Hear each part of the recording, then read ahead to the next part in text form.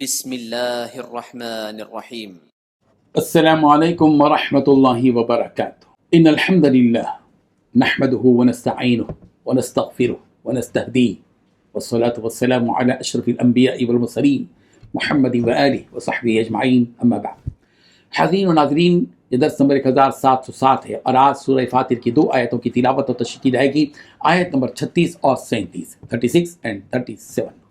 چلیے سب سے پہلے ہم ان 2 آیتوں کی تلاوت کرتے ہیں، لفظی ترجمے اور ترجمے کے بعد تشریح کرتے ہیں۔ اعوذ باللہ من الشیطان الرجیم، بسم اللہ الرحمن الرحیم۔ والذین کفروا لهم نار جہنم لا يقضى عليهم فيموتوا ولا يخفف عنهم من عذابها كذلك نجزي كل كفور وهم يصطرخون فيها ربنا أخرجنا نعمل صالحا غير الذي كنا نعمل أولم نعمركم ما يتذكر فيه من تذكر وجاءكم النذير فذوقوا فما للظالمين من نصير۔ صدق اللہ العظیم۔ لفظی ترجمہ یوں ہیں، والذین، اور وہ لوگ جنہوں نے کفروا، کفر کیا، لہم، ان کے لیے، نار جہنم، آتش جہنم ہے، لا یقضی، فیصلہ نہیں کیا جائے گا، علیہم، ان پر موت کا، فیموتوا، کہ وہ مر جائیں، ولا یخفف، اور نہ ہلکا کیا جائے گا، عنہم، ان سے، من عذابہا، اس جہنم کا عذاب، کذالک، اسی طرح، نجزی، ہم بدلہ دیتے ہیں، کل کفور، ہر ناشکرے کو، وہم یصطرخون، اور وہ چلائیں گے، فیہا، اس میں، ربنا، اور کہیں گے، اے ہمارے رب، اخرجنا، تو نکال ہم کو، نعمل، اب ہم عمل کریں گے، صالحا، نیک، غیر الذی، نہ کہ وہ جو، کننا نعمل، ہم عمل کرتے تھے پہلے، اولم نعمرکم، کیا ہم نے تمہیں عمر نہیں دی تھی، ما یتذکر، اتنی کہ نصیحت پکڑ لیتا، فی، اس میں، من تذکر، وہ شخص جو نصیحت حاصل کرنا چاہتا، وجاءکم، اور آیا تمہارے پاس، النذیر، ڈرانے والا، فذوقوا، اب تم چکھو، فما، پس نہیں ہے، للظالمین، ظالموں کے لیے، من نصیر، کوئی مددگار۔ ترجمہ یوں ہے، اور جن لوگوں نے کفر کیا، ان کے لیے دوزخ کی آگ ہے، نہ انہیں موت آئے گی کہ مر جائیں، اور نہ ان کا عذاب ہی ان سے ہلکا کیا جائے گا۔ ہم ہر ایک ناشکرے کو ایسا ہی بدلہ دیا کرتے ہیں، وہ اس میں چلائیں گے کہ اے ہمارے پروردگار، ہم کو نکال لے، ہم نیک عمل کیا کریں گے، نہ وہ جو پہلے کرتے تھے، کیا ہم نے تم کو اتنی عمر نہیں دی تھی کہ اس میں جو سوچنا چاہتا سوچ لیتا، اور تمہارے پاس ڈرانے والا بھی آیا، تو اب مزے چکھو، ظالموں کا کوئی مددگار نہیں۔ ان 2 آیتوں میں 7 باتیں بیان کی گئی ہیں۔ پہلی بات، جن لوگوں نے کفر کی روش اپنا لی ہے، ان کے لیے دوزخ کی آگ ہے۔ دوسری بات، نہ تو ان کا کام تمام کیا جائے گا کہ وہ مر ہی جائیں، اور نہ ان سے دوزخ کا عذاب ہلکا کیا جائے گا۔ تیسری بات، ہر ناشکر کافر کو ہم ایسی ہی سزا دیتے ہیں۔ چوتھی بات، وہ لوگ دوزخ میں چیخ پکار مچائیں گے کہ ہمارے پروردگار، ہمیں باہر نکال دے تاکہ ہم جو کیا کرتے تھے انہیں چھوڑ کر نیک عمل کریں۔ پانچویں بات، ان سے کہا جائے گا، کیا بھلا ہم نے تمہیں اتنی عمر نہیں دی تھی کہ جس کو اس میں سوچنا سمجھنا ہوتا تو وہ سمجھ پا لیتا۔ چھٹی بات، تمہارے پاس خبردار کرنے والا بھی آیا تھا۔ ساتویں بات، اب مزہ چکو، کیونکہ کوئی نہیں ہے جو ایسے ظالموں کا مددگار بنے۔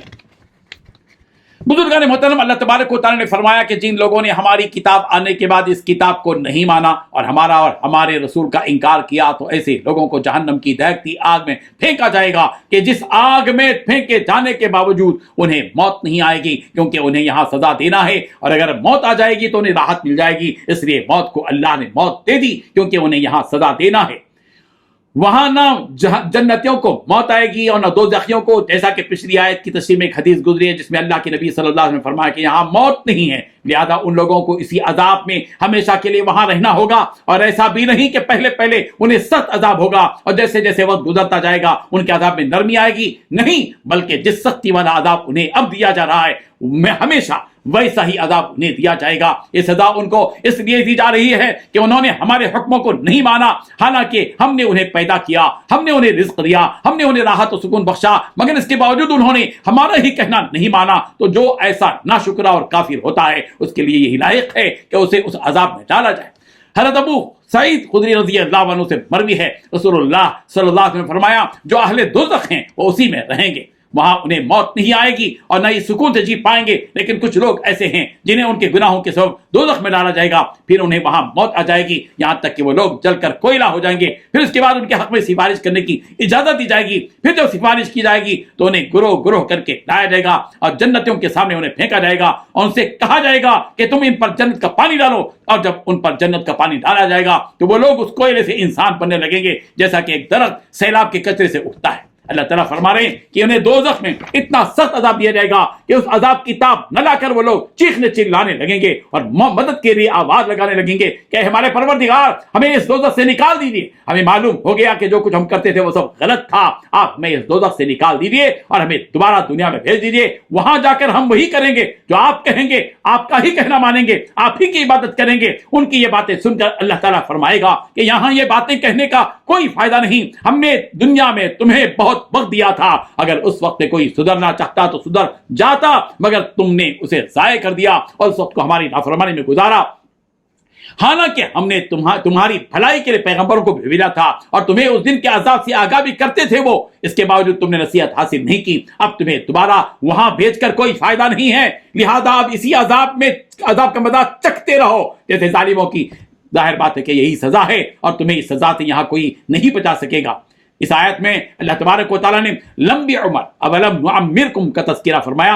अब इस लंबी उम्र से कितनी उम्र मुराद है, इस बारे में मुख्तलिफ राय हैं। हज़रत इब्न अब्बास रज़ी अल्लाह अन्हु ने फरमाया कि जो उम्र अल्लाह ताला ने इब्न आदम को अता फरमाई वो 40 साल है। और ऐसा ही इब्न मसरूक रहमुल्लाह कहा करते थे कि जब तुम 40 साल के हो जाओ तो अल्लाह के ताल्लुक में बहुत ही मोहतात रखो। और एक दूसरी रिवायत में हज़रत इब्न अब्बास रज़ी अल्लाह अन्हु ने फरमाया कि इससे मुराद 60 साल है। इसी सिलसिले में उन्होंने एक हदीस रिवायत फरमाई कि अल्लाह के नबी सल्लल्लाहु अलैहि वसल्लम ने फरमाया जब क़यामत का दिन होगा तो यह आवाज लगाई जाएगी कि 60 साल वाले कहाँ हैं, और फरमाया कि ये वही उम्र है जिसके बारे में अल्लाह ताला ने फरमाया अवलम नुअम्मिरुकुम मा यतज़क्करु फी। अल्लाह तबारक व तआला हम सबको दोज़ख के अज़ाब से बचाए और हम सबको अल्लाह ताला अपने फज़ल व करम से जन्नत अता फरमाए। आमीन व आखिरु दावाना अनिल हम्दुलिल्लाहि रब्बिल आलमीन।